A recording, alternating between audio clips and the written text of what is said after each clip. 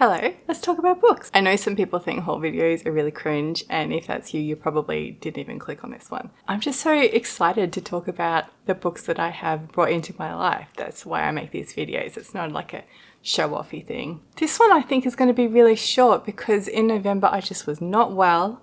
Let this be a lesson to you. Do not have a chronic autoimmune disease because that just interferes with the book reading and the book buying.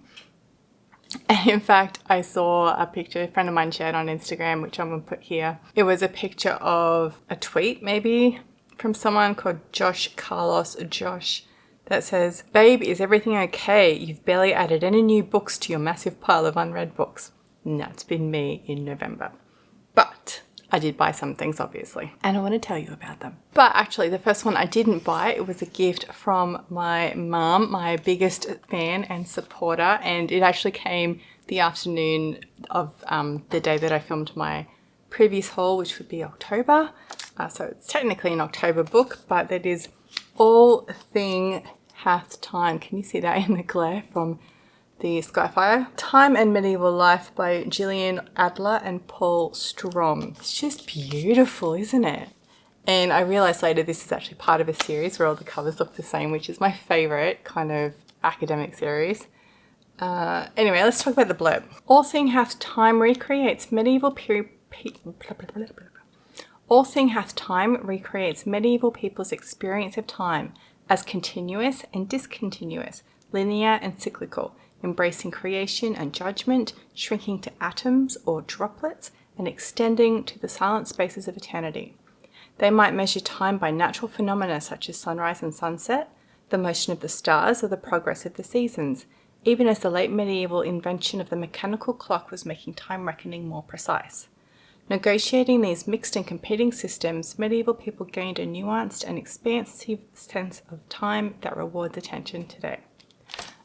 So I'm currently reading this and you'll have my review shortly, but so far I'm really enjoying it. Oh, and of course this was published in 2023 and the Dewey Decimal number will be 940.1, which is Medieval Europe. What a shock. Next up I have one that I'm also currently reading, and that is John Sutherland, A Little History of Literature. I previously read this year A Little History of Philosophy, and it was really interesting. Each little section's broken up into a chapter. The chapters are only like 5 pages long, and so it's just really bite-sized chunks of info about different points of literature. So this one, well, I'll give you my review when I finish it, but suffice to say, this is excellent for picking up when I have 5 to 10 minutes between when I'm ready for work and when I have to leave for work.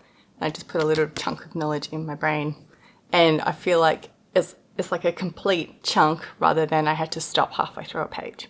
A Little History of Literature was published in 2013, and the Dewey Decimal number for this one is 809, which is History of Literature. What a shock. Blurb says, John Sutherland guides young readers and grown-ups on an entertaining journey through the wardrobe and across the glorious span of literature, from Greek myths to graphic novels, to reach a greater awareness of how literature from across the world can transport us and help us make sense of what it means to be human. In his own irresistible way, Sutherland introduces the great classics including Beowulf, Shakespeare, Don Quixote, The Romantics, Dickens, Moby Dick, The Wasteland, Wolfe, 1984, and dozens of others.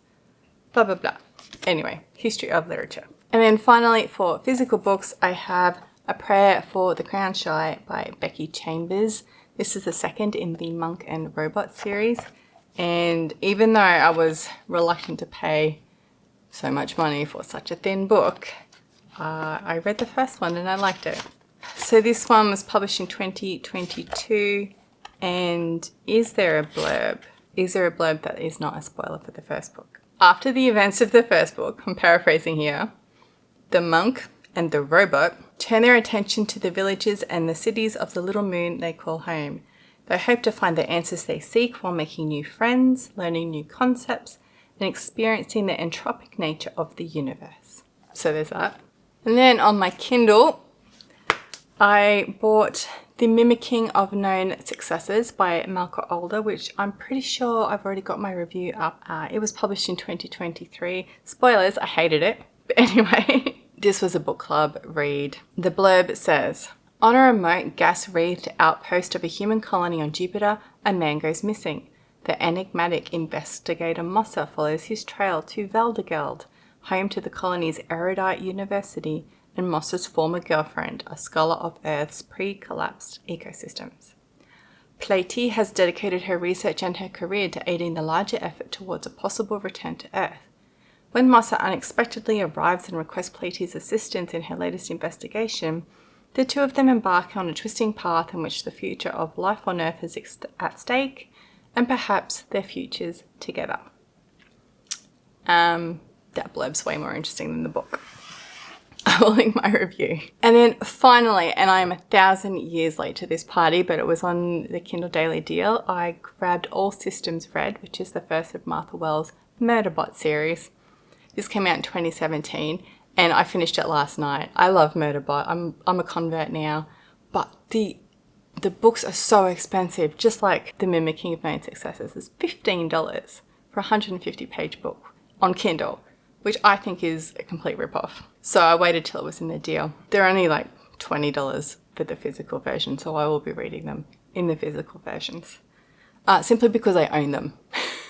Not because I'm a Kindle snob. You know, I love my Kindle, but if I'm spending that much money, I want it to be something that I physically own. Anyway, so All Systems Red by Martha Wells came out in 2017. The blurb says, in a corporate-dominated spacefaring future, planetary missions must be approved and supplied by the company. Exploratory teams are accompanied by company-supplied security androids for their own safety.